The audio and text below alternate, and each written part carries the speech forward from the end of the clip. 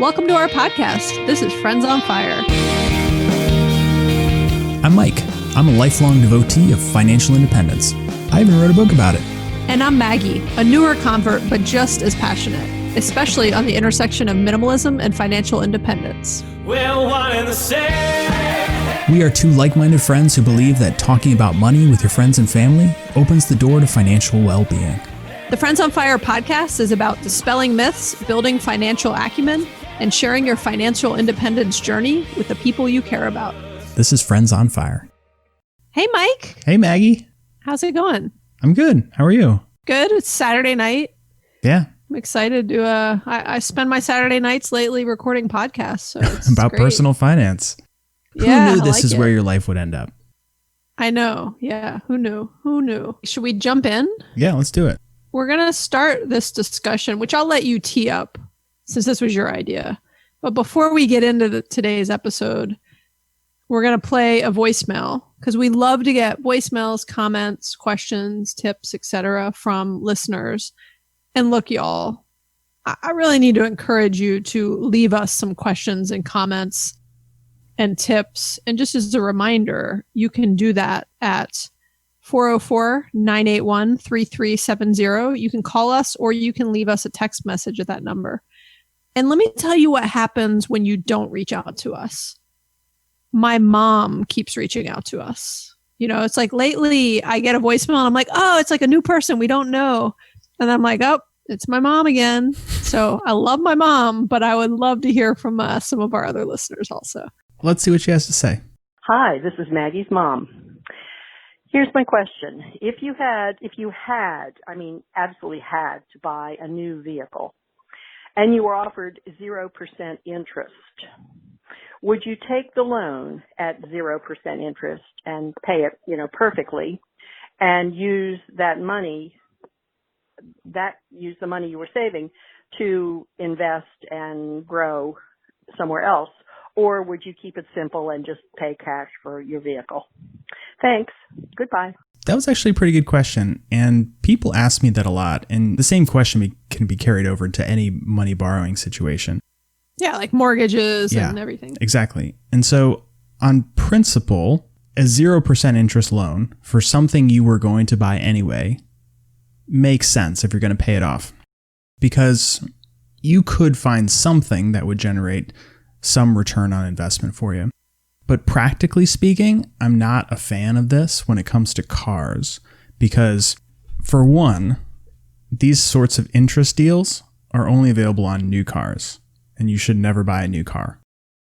Additionally, you shouldn't spend so much money on a car where you could take that money and go invest it. If you're spending $100,000 on a car and you can get 0%, then yeah, hold on to that cash and do something with it. But you should not be buying a car for $100,000. You should be spending $15,000. In which case, over 3 years, you have to sell your investments. You have to pay it back. It's not practical. So, you maybe haven't, Mike, but have you ever sat in the room with the finance person at a dealership? It's hours to go through all the crap you got to go through to get that 0% loan. It's not worth it. So in theory, it makes sense to do that. Practically speaking, you should just pay cash for a car and buy it used. Yeah, I agree. I think those are the same people where, you debate, do you want to pay off your mortgage or not? Yes, your money could get better invested and used and have a higher return somewhere else other than paying off a low percentage rate mortgage. But to a lot of people, just mentally, the idea of having debt is not great, which is the camp that you and I are in, Mike. Mm-hmm. And so my thing is, it's also just when I say I want to have zero debt, I mean I want to have zero debt. I don't want to, leverage one thing to invest in another. It's a mental thing. It's not even a financial decision at that point. Yeah, that's right. But you know why my mom asked that question, right? I was getting the sense that you might have put her up to this. No. I honestly did not put her up to it at all. But I did tell her that I was thinking of buying a new car. And I think that's what was in her mind, is that I probably told her that. She probably started going and looking at the car I was going to buy and probably seeing that that particular car company is offering 0% interest right now. Did you tell her before or after you told me? I told her before you. But to be clear, I was scared to tell you. I told my husband, I said, I might need to just buy the car before I tell Mike because he's going to talk me out of it. So I was like scared to tell you about it. And that is the purpose of our episode today. We are going to have a debate, an intervention. You are going to make your case for why you want to buy this new car. I'm scared, yeah. And I am going to make my counterpoints. And then at the end, you have to commit to making a decision either way based on the new information. On this episode? Yes. I'm not ready to make a decision tonight. I think you will be fully informed. Let you know. Okay, we'll see. Maybe I will be. First off, we should give some context, right? So I was on vacation a couple weeks ago, and I have 3 kids, and we happened to be on a road trip, and we were just like remembering how small our car is. And my husband and I started talking about how great it would be to have a car with a 3rd row. Like, we can never ride with either one of our parents and our kids. We can never pick up any of our kids' friends from school or do a play date or anything. And so there's times where it's been incredibly inconvenient. And so we just started kind of saying like, look, what are we waiting for? Let's just we can't even carry all 5 of our bikes on the car we have now. Like, we need a car with a trailer hitch. And so we just started thinking like, look, life's short. We like doing outdoorsy stuff. Like, we want to be able to actually like transport our own children and other family members and our kids' friends. And we just were like, why not do this? And then, man, when I told you about it, I was just like, I was scared. I mean, I knew you were going to come at me with all the reasons why we shouldn't. I was having the same internal debate with myself for what it's worth, but I'm a lot easier to debate with than you are. My own internal self is a lot easier on me than you are on me. But that is why that is why it's important to talk to your friends about money. Yeah, I agree. And I will say, because I've said this to Mike before, I was actually, last night my husband and I had a very responsible, socially distanced hangout with Mike and his wife around the new fire pit that they built. And I was telling them this very genuinely, and I think it's worth saying to our listeners, like, I invite this sort of challenging thoughts and debate for something like this. And I welcome it, right? I invite it. I want it. This is not Mike giving me a hard time. I'm like, half in jest saying that I was scared to tell Mike, right? I was scared because I knew he was going to tell me what I already know. But I think the thing that is just like, to me, so fascinating, I still have not come up with a term for this, Mike, but there's like the debate we're about to have and the role that Mike is playing in this decision with me is the opposite of peer pressure. Right. So I don't know what to call it. Like, it's the opposite of keeping up with the Joneses, right? You have a lot of people in your life and a lot of influences around you that may be trying to convince you to buy things constantly and to upgrade and to, do what somebody else is doing. And, everybody I know drives this kind of car or whatever. And you have all those influences around you every day. And I actually really appreciate and value the opposite of influences, right? The influences who are like, are you doing this for the right reasons? Like, why are you doing this? Is this is this a responsible financial decision? That really, challenge me in a healthy and constructive way. So I actually think this is one of the beautiful things about talking to your friends about money, and the right type of friends, right? The friends that are going to sort of push you to do more responsible things versus pushing you to do more, irresponsible things, or I don't know what to call it. You know what I mean? Yeah. I would call them irresponsible things. Well, spending money frivolously. Some people just call it splurging and, like YOLO, you only live once. Yeah. That's going to be one of my, I'm taking notes, YOLO. That's going to be one of my counterpoints for whatever your arguments are going to be. Okay. And as a little more background, we did an episode about cars, number 9. It was one of my favorites. It was called Cars Are the Worst. Yeah. And I am just very passionate about how much of a money pit cars are and how creatively people can waste material amounts of money on these things that just get you from point A to point B. And it's also, I'll also say that when I told Britta about this episode we were going to have, Britta, who's your wife, just to clarify. She was like, she looked at me and she's like, is Maggie still on a fire journey? I told Mike, I was like, tell Britta, I'm done with my fire journey. That's why I'm ready to buy this car. Yeah, you've made it. Start to go. Let's go backwards. All right. So let's get into this. The way we're going to structure this is you are going to go through your justifications. We're going to get some specifics about the car purchase situation, and then I'm going to give you my counterpoints. And you have provided your justifications and answers beforehand so that I could plan my responses. So I have a slight advantage in this argument. Yeah, for real. Thanks for pointing that out, because you gave me questions you wanted me to answer. I gave you very detailed answers that included my entire life story and every car I've ever purchased. You asked like simple questions like, what's the longest car you've ever owned? And then I told you every single car I've ever owned and for how long and like what the VIN number was. And so you have a lot of information.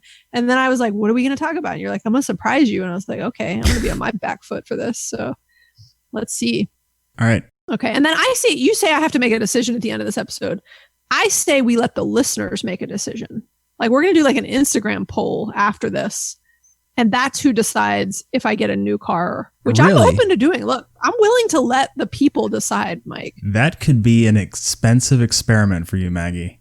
It could. Well, the worst case is it's what I already want to do. Okay, and that's it's expensive. Fair. Worst case, the best case for you and maybe me long term is that they convince me to, buy something different. Okay. So yeah, all right. We'll see. We'll put it on social media. If I like the answer, I'll do it. If I don't, then we'll come up with a backup plan. Right.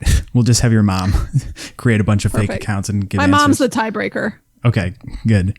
All right. So let's start with your top justifications for why you believe you are right to buy this car and what car you want. Okay. Yeah. So I want a Subaru Ascent, which is, they only started making them last year in 2019. It's the only Subaru that has a third row. So let me break this down into two parts, because like all things, you asked me one question and I gave you answers to many questions. So two things. One, I'll start with why I want a car with a third row and towing capacity. And then secondly, I'll get into why I want this specific car, because a lot of your arguments are like, well, you can get a car with third row and towing capacity, but you can get one for a lot cheaper.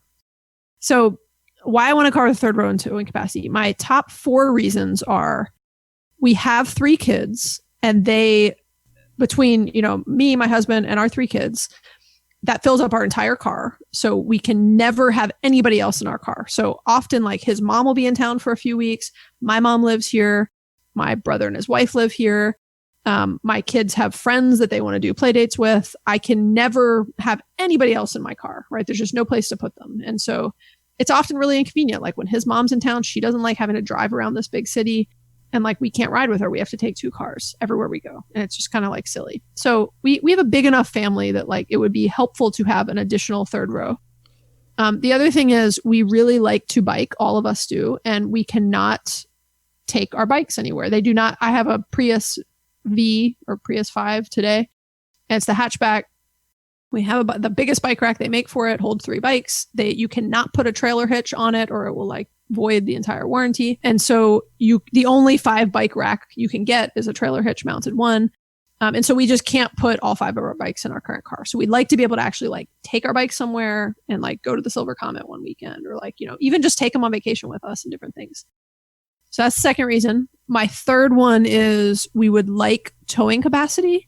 So like my husband really like loves the idea of teardrop trailers and like wants to be able to like rent one and go camping. And like we can't do stuff like that, right? And so let me ask, because we don't have any. Yeah. How much does a teardrop trailer cost? Yeah, I don't know, probably like 5,000 to 15,000. I'm just guessing. So should we be adding the cost of that trailer to this analysis? No. I said we want to rent one. We just every now and then want to be able to rent one. Okay, all right. Wind that back, man. I said rent. I'm not buying one. All right, no, good for you. All right, and he even please. like, we don't have anywhere to store that, so we would never buy one. All right, please until continue. we were like retired and camping full time. So we just want to, like to us. So anyways, we want to be able to tow stuff because there are times when like between bikes, a trailer for camping or like some different things, we just want to be able to like go on adventures, and we like outdoorsy stuff. The last reason, and this is a little bit more of like, I'd say the 3 I just went through are my top 3 reasons. Nice to have is all-wheel drive and just being able to kind of do like more outdoorsy stuff and outings with our kids and getting into like more mountainous and remote areas. And just like road trips and having more room in the car. Like our car is very tight. We can barely fit the things we need. Like we just went on vacation for 2 weeks. It was really rough. The way back, the kids were in the back seat with all of their belongings.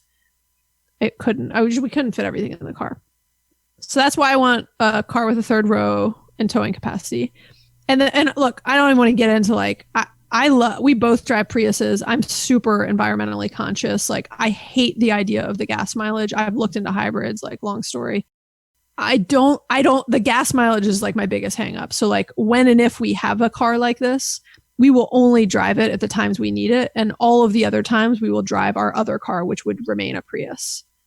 So anyways, just put that in your points for the new car category, Mike. Okay, noted. Okay, so why this specific car? So I'm pretty sold and convinced myself that I want a new car, and I'll explain why, and that I want a Subaru Ascent. I consider the Toyota Highlander and the Toyota Highlander hybrid. I did a good bit of research, not a little bit of research. So a couple reasons why I want this specific car.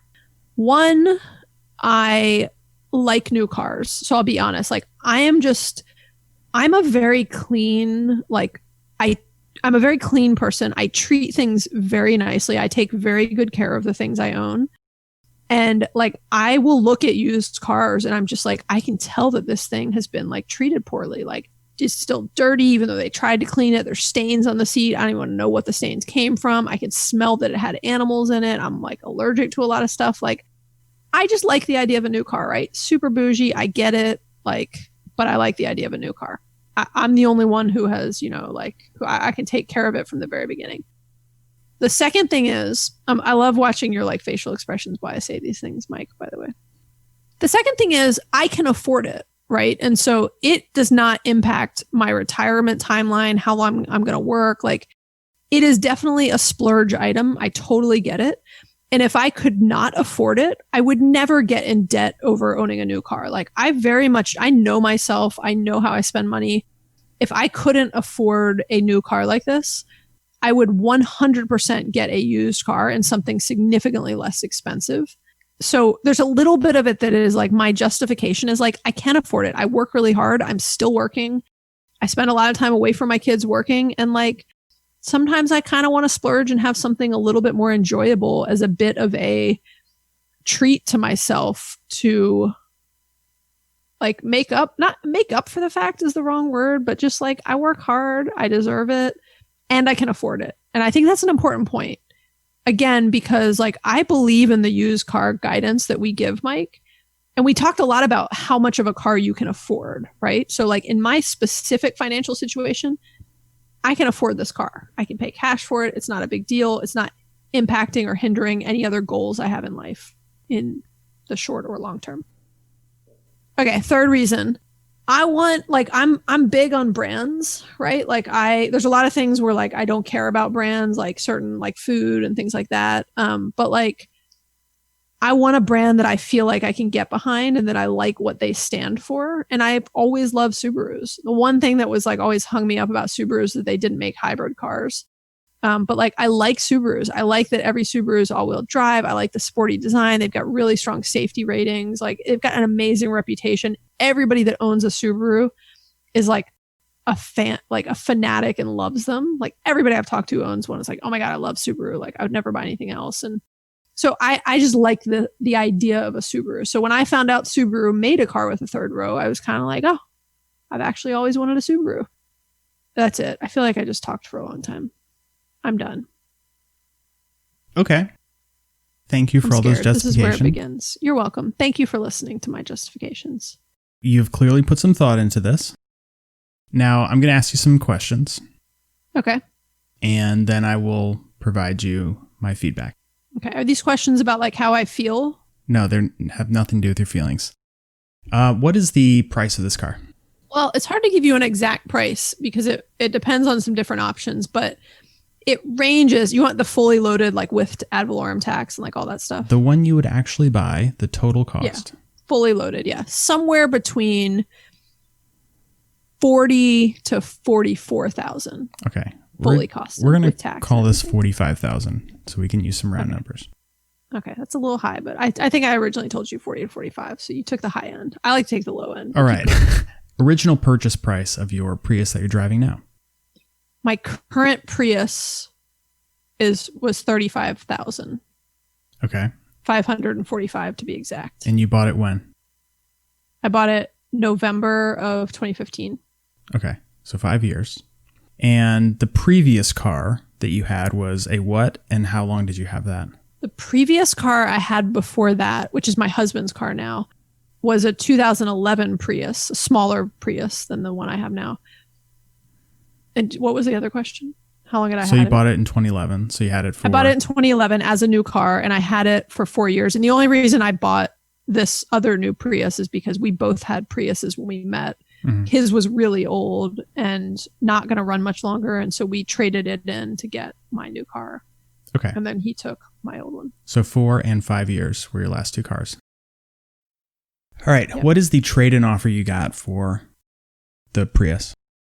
It's somewhere around $20,000. A little bit, a couple thousand more. If you don't sound confident in that. Was this actual an offer? Oh, no, I just meant no, because like all of the things, like I didn't get far enough in the process to get a formal offer, but all of them like basically send you to like a Kelley Blue Book part of their site. Like even Toyota's like send you through a Kelley Blue Book part of their site. So, anyways, it was basically in the 20,000 range. It's a little unclear if they considered my car very good or excellent. So it could be as high as like 20, 21, but I would average, like I feel pretty confident I'd get 20,000 as a trade-in.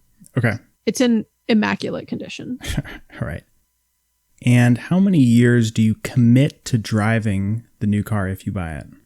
I would say at least 10 years. Like my plan is that this is the car that would take me and my kids through high school. And the reason I say only 10 years, and it might be more, but is like, I might not need a car to carry around a bunch of kids once my kids are, in high school and out of the house. So after that, I might go back to a much smaller car, which is what I would prefer. Okay. All right. Thank you for those answers. I like how your answers are very calm. You're like, okay, all right. And it's like the calm before you like come and you're like, yes. like, put the smack down on this. I'm scared. So I'm nervous. What I've done is I've broken this down into the way that I would analyze things in like our work relationship. So when we start looking at business expense decisions. Can I buy a car through No, you work? cannot buy a new car. Oh. But can I have a new laptop? No, you cannot. No, not a new laptop.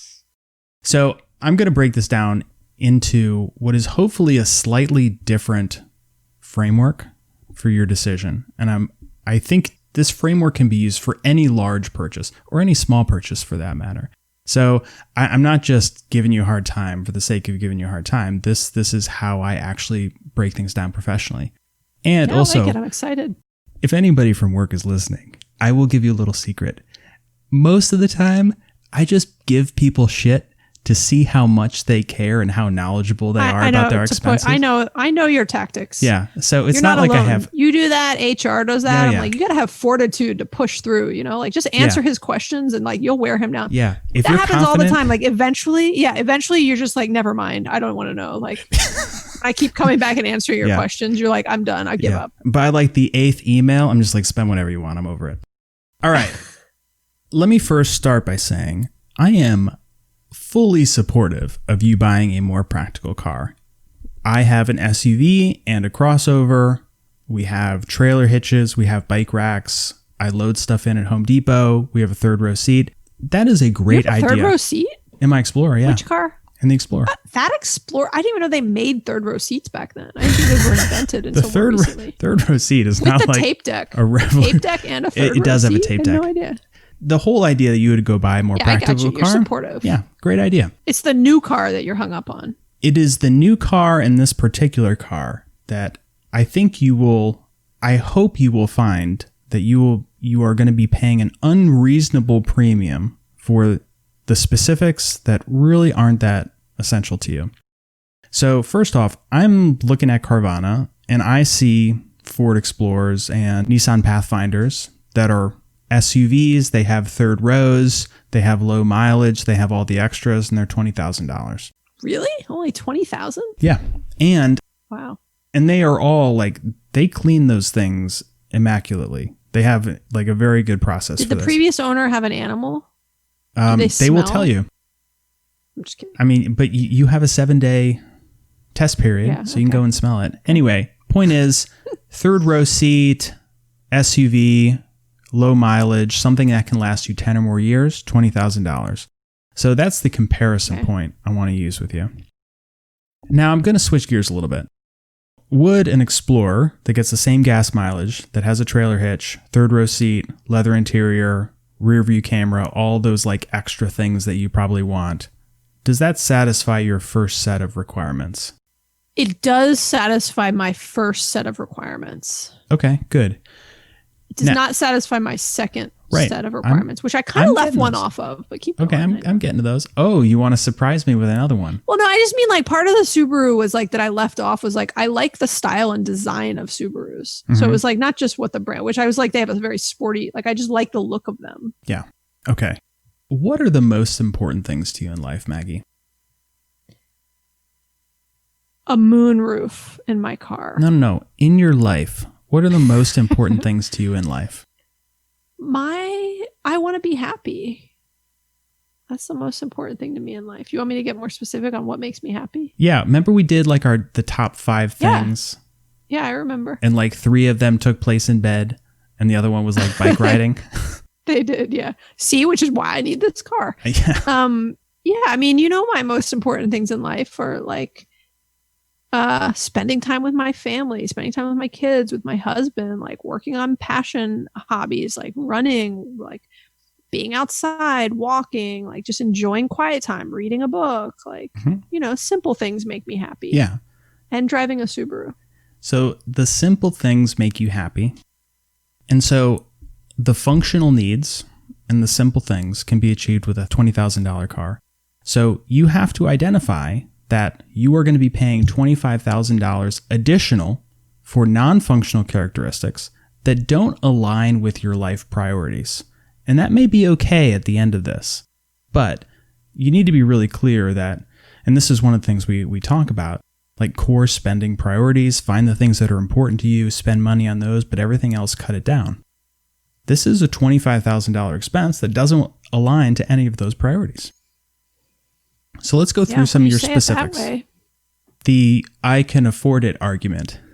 This is not what I would call a justification. This is like a decision gate.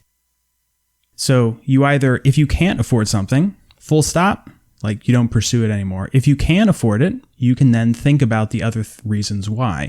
But you would kind of put this later in your justification. I don't know if that was subconscious or not. But because you have money does not mean you should spend it. Just because you have an additional $25,000 is not a justification to go spend it. If it was $50,000, would you also want to go spend it? Or if it was an additional $100,000 for this thing? Yeah, no, it's a good question. Like for example, my husband and I both love Tesla. We love what the brand stands for. We love what they're doing. We love the idea of a fully electric car. And we're not, willing to, it's just not worth it to us to spend that kind of money on a car. And they make a really high-end car with a third row seat. And it's like 80 or 100,000. I don't know how much it costs, but like, no, we're not willing to spend that much. Even though technically we could, but exactly. we're like, that would be so yeah, fair. But there's sort of this like threshold point of like me, selling my car for 20 grand and putting another 20 grand in feels reasonable. Me putting another 60 grand in just feels stupid. But my 20 grand where you're like, that feels stupid, right? Okay. I get everybody has their sort of like threshold of what they'd splurge on, So let's break down this $25,000 difference. And again, this is the difference between what you could get a practical used car for that satisfies all the functional needs and this specific car. You think used cars are dirty. Is a brand new car worth $25,000 to you? Do you restate the question? What do you mean? If there were 2 cars, one that had been used for a year by somebody and another car that had not been used by anybody, same car, same mileage, same everything, would you spend $25,000 Oh, no, I would not. Okay. And that's a great point. Like Subaru has only been making this car for 1 year. So 1 year before this, so 2 years. And so there's just not a lot, like the used inventory is almost non-existent. People keep Subarus for a long time. Another reason I want one, the harder it is to get, the more I want it. And so there's just not a lot of used inventories versus there's like tons of used Ford Explorers out there. There's like one used Subaru Ascent and it's not the color I want, So like don't even get me started on color. You probably don't care what color car you have. Like, that's really important to me. Are you trying to derail my arguments here? No, What are you talking no, about? No. Keep going. Sorry, right. You asked me something about. I forgot what you asked me, but okay. I think the answer was you no. had said that a clean car unused was not worth $25,000 to you. That is not the premium you would pay for a car not to have been driven by someone else. Yeah. If there was a car, right. It's not that I don't think all used cars are dirty. That makes me sound like super bougie. It does. I just prefer to be the first owner because I take better care of things than the average person does. I understand. We're gonna. And cars with third rows are full of kids, and kids are messy, and people let kids like eat ice cream and crap. I would never let somebody eat ice cream in my car. All right, ice cream you can clean up. All right, let's keep moving. Second point, you want a brand that you can get behind. Let me just state that company brands stand for whatever gives them a strategic place in the market. Yes, maybe the people that work here, they do believe in whatever Subaru stands for. But Subaru itself is doing it because it gives them a competitive advantage. It helps identify people like you to sell their products to. So they still buy fossil fuel burning vehicles that have 20 miles to the gallon, that pollute the environment. This is not like they're not saving the world. They are a company that makes money. But we don't need to get into that exactly. So the brand that you can get behind, is that worth $25,000 to you? No, when you word it that way, no. Okay, thank you. And you also mentioned aesthetics. You want something that looks nice.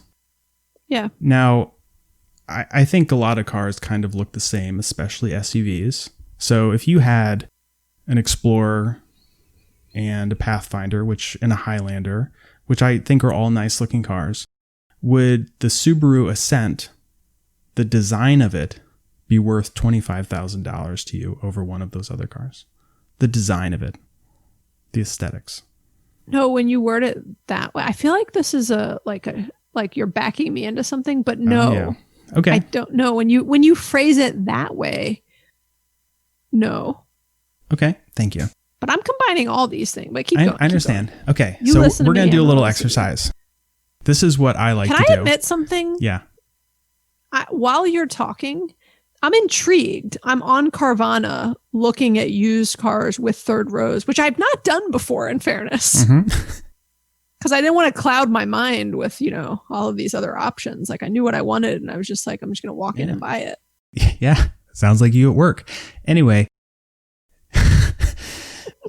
All right, so little exercise that I like to do. It's the how much is it worth to me exercise, okay?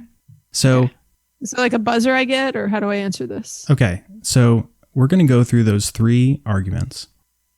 So 2 identical cars, let's just assume that's like the same mileage or whatever. So same identical everything. One was used by one person for a year and another one was brand new. How much cash would you be willing to pay, the most you'd be willing to pay? To be the first owner. Everything else is the same. Everything else is the same. And I understand this is not like a realistic comparison. If it's super clean, like if I could look at it and I had the exact same car I wanted, I wouldn't pay anything if I could see it. But like I've seen some cars and I'm like, the problem is there's never one difference. But if you separate it as that is the only difference, I mean, the honest answer is maybe a couple $1,000s. If we're talking about a $40,000 purchase, maybe a couple thousand. Okay. So if this car from Carvana showed up and you looked at it and it looked pretty clean and you couldn't find anything wrong with it, it didn't have any smell, it smelled like a new car, everything was shiny, you would still want to spend $2,000 No. more. Well, then on that one, if I saw it and it was literally like, I was like, would never have known, then I probably wouldn't pay anything. But if I saw it and I was like, ooh, like, this looks like it's been ridden hard and someone ate ice cream in the back seat. And, I like the top roof has like marks from like, kids doing who knows what. Like I might be willing to pay, a couple $1,000s to not have that. Okay. We'll call this one $2,000. I don't know, but I'll tell you, that's a thought-provoking question. So I get your point. All right. Next question. I think you can see where this is going. To have a brand that supports whatever it is that you like about them, how much would you be willing to pay to have a Subaru versus an identical looking car from Toyota? Let's assume that it was actually like the same car. Same everything, same design, but like one was Subaru that stands for. Can you just tell me what it stands for and why you like it? Subaru? I've just always, that's how brands work. You can't put it into words necessarily. But your justification was that you agreed with what it stood for. There are certain brands that I feel an affinity towards. Oh. And I couldn't even tell you why. And I don't, no disrespect, because I know your grandfather worked for Ford and you own 2 Fords. And my dad had a Ford Explorer. Ford is not a brand that I get excited about. Subaru is. Okay. So how much is that worth to you? Well, that's a good question. There's so many factors that swim around in my head because none of these single factors is worth something to me, but all of them combined start to become worth something. I understand, but I need you to break it down for me. Yeah, the brand alone, I don't know. I guess if there was an identical Subaru, an identical Ford Explorer, because of what I believe the brand believes in, and also just the like reliability and a bunch of other things, maybe a couple $1,000s. Okay, so we're up to $4,000. Now the aesthetics. A couple thousand. All right. So we have now $6,000 that you would be willing to spend for all these non-functional things that would make you happy, that you would feel good about. Well, they seem functional to me. They're not functional. They're not functional. The functional part you can get with the $20,000 car. An almost brand new, really awesome, long-lasting car. It's the other things that you have identified you'd be willing to spend $6,000 for, but you are now going to spend $25,000 for. And so does this make you think differently about buying a brand new Subaru Ascent? It does make me think differently, right? Like it does, I guess. I'm not sure that it totally changes my mind because I'm still stuck on like, let me try to make a comparison to you. Like, except you're going to say these are all functional things, but like you live in a certain type of house in a certain type of neighborhood that you have decided is important to you. And it has a certain aesthetic. Yep. And you chose that house for some things that were not totally functional. Okay. Are you ready for my counterpoint? I mean, maybe you didn't. Okay. I don't know. Maybe you didn't. Real estate appreciates in value. So whatever I put into this, I will get out of it. And then some. A car very rapidly depreciates in value. So this is not something where you put in 25 and you get 30 out later. You put in 25 and you get 0 out later. So that's why I would not want to compare these two. Okay, that's fair. So like, okay, I'm looking at some used cars now. They're so banged up. They're not banged up. Like all right, let me make one more point. Okay. Even though you have... I will say one thing I like about that though. Okay. Even though you have an additional $25,000 that you could go spend on this car, if you were to go invest it, I understand you don't need that money now, but you could turn that into $50,000 in 10 years over the lifetime of the car. You could give that to your kids because they'll be college age. And so you could something with that money. I forgot to tell you one thing. Yeah? The Subaru Ascent has 19 cup holders in it. Really? I just wanted to throw that fact out to you. Yeah, I feel like you were making a really important point, but like, I just say that because like the sales guy kept saying that and it's like all over the website. And I was like, what the hell am I going to do with 19 cup holders? Like I got 3 kids. I like having a cup holder, but my kids were so excited. And I was like, what's the math? Like how many cups do we need per person in the car? Anyways, keep going. Sorry. All right. So a few more financial points.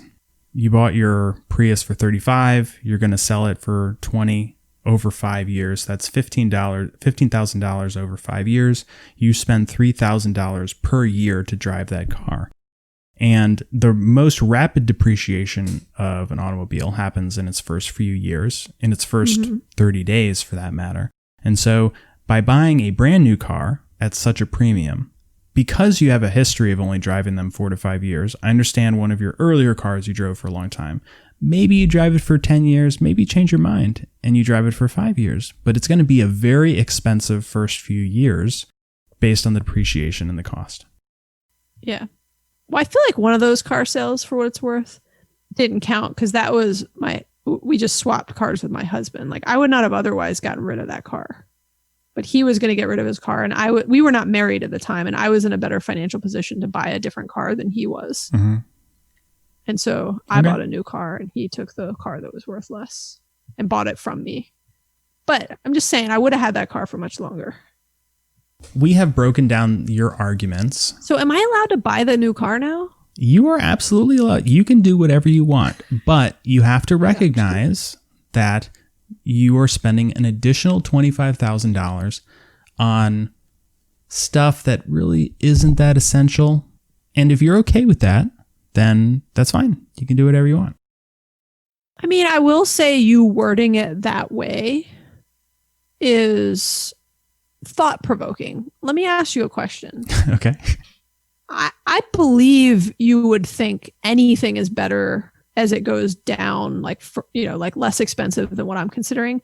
But like when you were kind of reminding me that like there's lots of used cars where I could get a third row and all those things I said I wanted.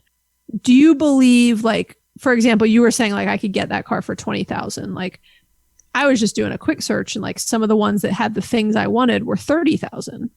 Like, do you have like a significantly less big of a problem with that? Like a $30,000 car?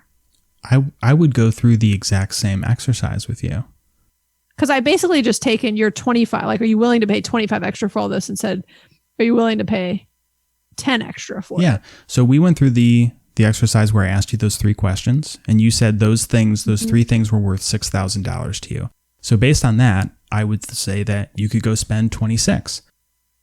I meant 10,000. I mean, I said like a couple thousand, a few. Okay. So I mean, let's add it back up. We'll to 10. round up to 30, but you would have to go ask yourself the same question. If you could find something that suits the functional needs for 20, yeah, and you find something else that suits other needs for 30, are those other things worth $10,000? And if it is, again, you're free to purchase it.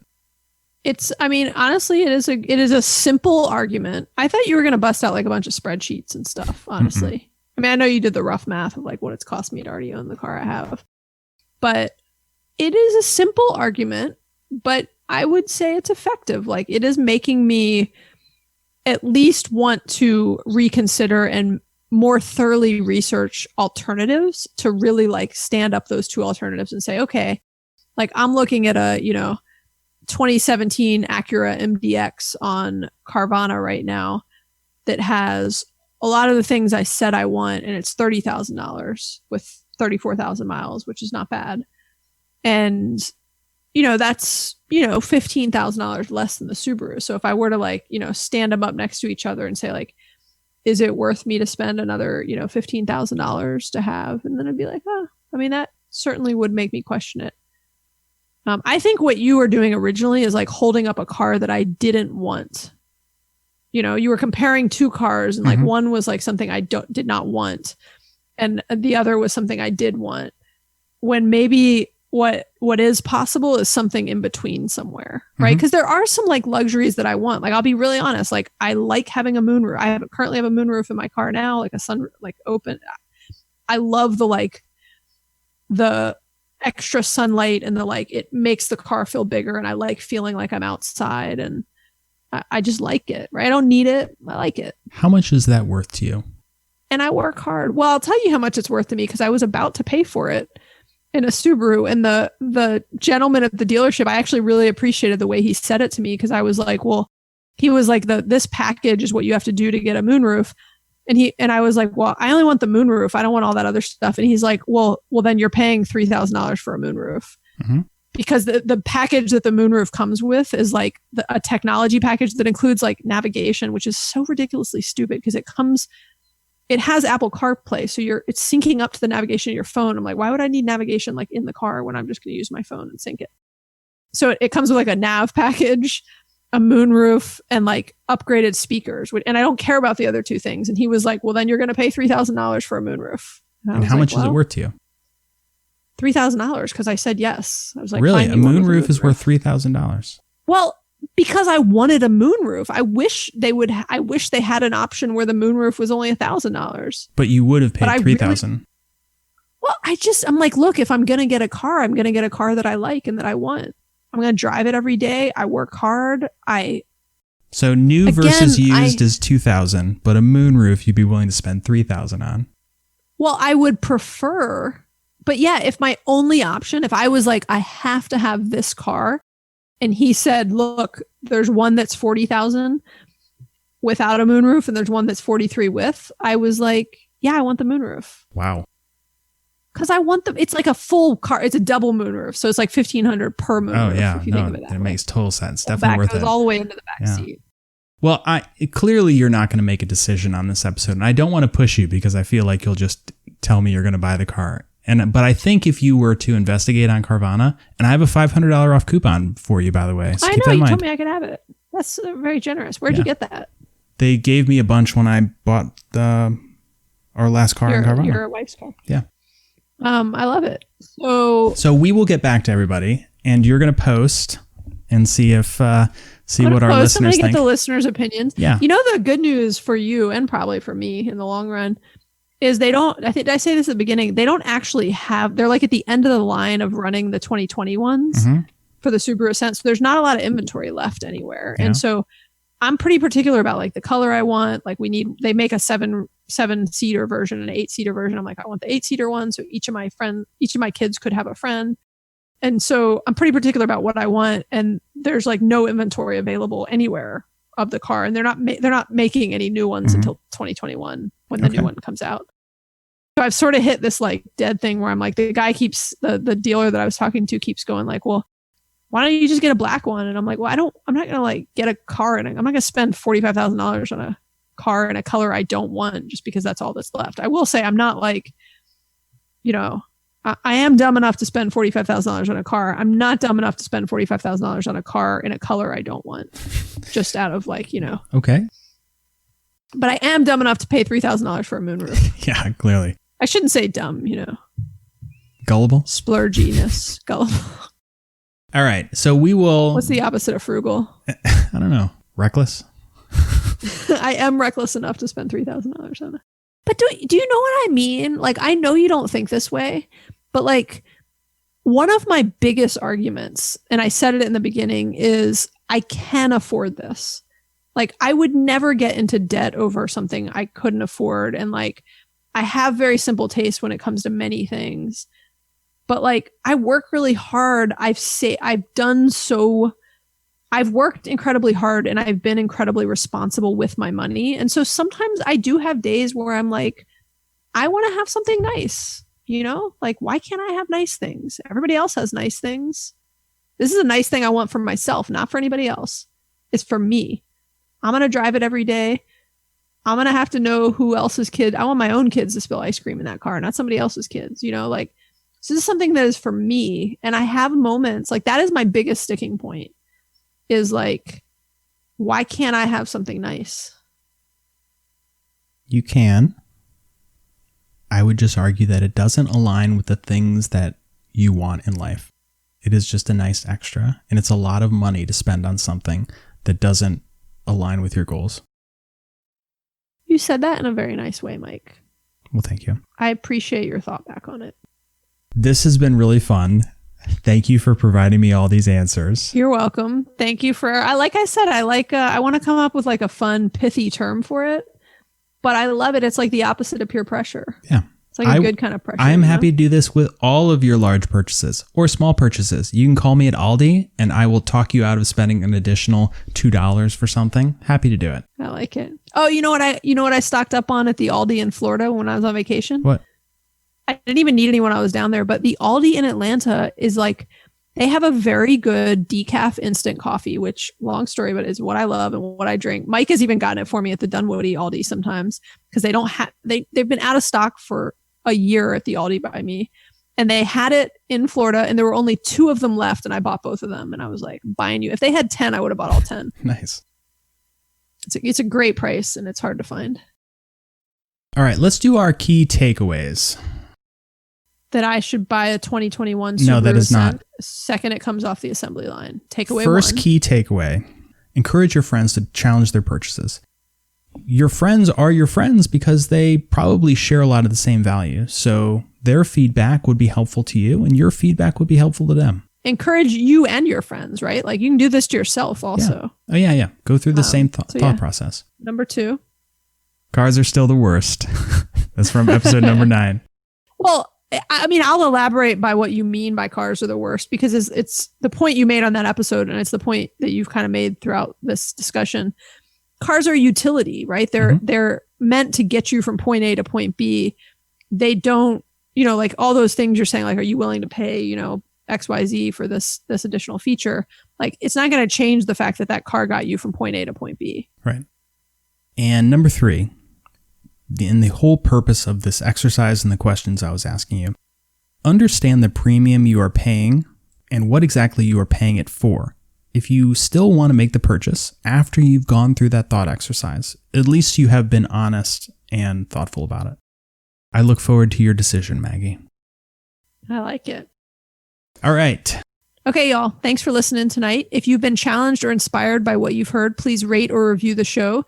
You can also subscribe to make sure you never miss an episode. And if you have any thoughts or questions, we'd love to hear from you. And you can leave us a voicemail or text us at 404-981-3370 or hit us up on Instagram or Facebook. Well, thanks, Maggie. This was fun. Yeah. Thanks, Mike. Bye. Okay, bye.